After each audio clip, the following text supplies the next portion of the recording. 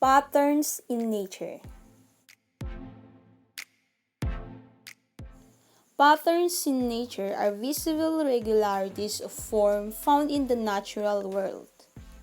These patterns recur in different contexts and can sometimes be modeled mathematically. So these are the different kinds of natural patterns. We have symmetries, fractals, tessellations, stripe, crack, foam, and spiral. But the main focus is these three: symmetries, fractals, and tessellations. First, we have symmetries. Symmetries are when different sides of something are alike.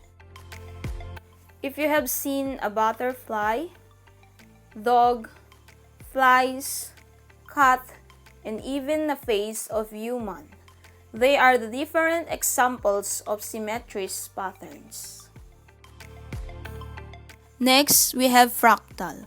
A fractal is a detailed pattern that looks similar at any scale and repeats itself over time.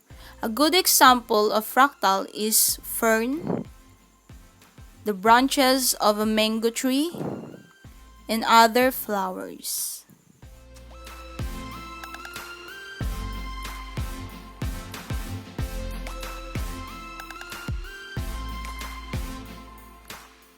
Next, we have tessellations. Tessellations are patterns that are formed by repeated cubes or tiles. A good example of tessellations is a cube pattern of a pineapple. Spiral.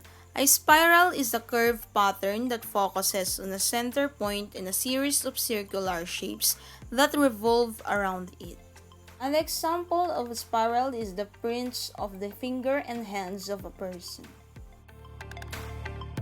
Crack are linear openings that form in material to relieve stress.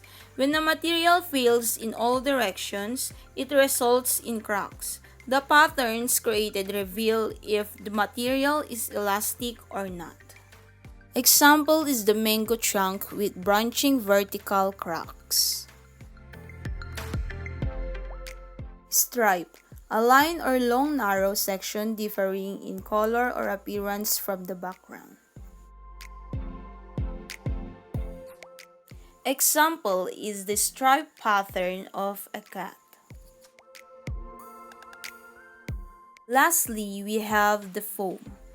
A soap bubbles forms of a sphere, a surface with minimal area, the smallest possible surface area for the volume enclosed.